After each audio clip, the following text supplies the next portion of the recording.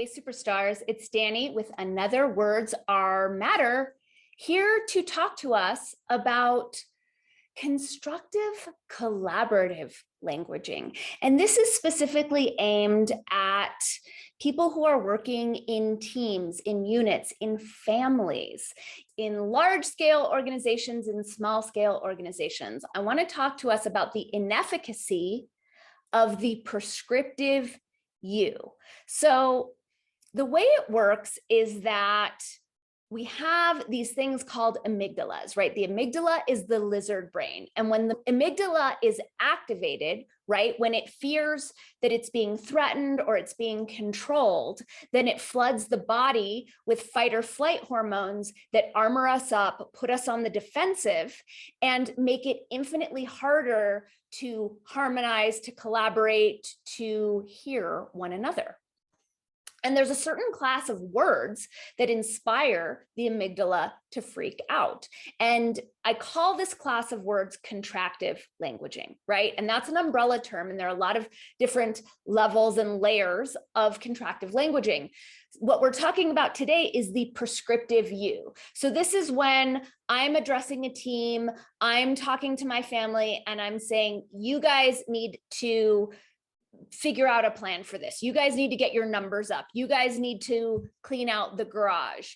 You guys need to come up with a marketing plan, right? So in that languaging, I am making myself separate, right? And I am dictating from there. You do this, you do that, which is alleging that I have some sort of authority over the people to whom I'm speaking. And while that may indeed be true in terms of hierarchical structure, the amygdala tends to freak out when it is being controlled or when it thinks it's being controlled by an external authority, right? So when I'm telling my team, I need you to do this, I need you to do this, I'm separate from the team and I'm just doling out instructions to other people, right? There's not a lot of unity in that.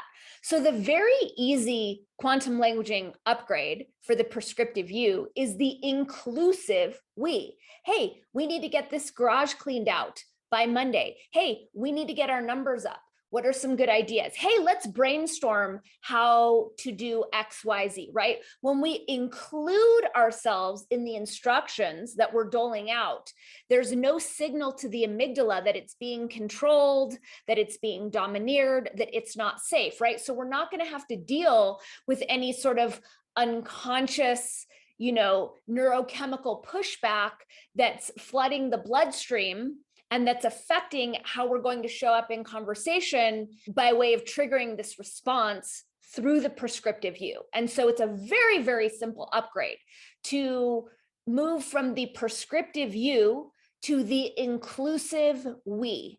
And I encourage you to play with this. Even if you are a Pilates teacher teaching an exercise class, let's do 20 reps. Let's be sure to, be mindful of our C curve, whatever it is, right? It's just inclusive and it creates a more unified frequency, a more unified vibe in which we can operate. And it's really much more conducive to teamwork, to harmony, to coherence, to flow, instead of the fragmenting you, which it immediately calls forth the notion of separation, because if I'm calling you a you, then I'm inferring that I am a me, right? And I'm asserting that separation between us versus framing it all as a we, wherein we're together and there's no sidestepping any amygdala hijacks or even amygdala like snags or annoyances that are absolutely connected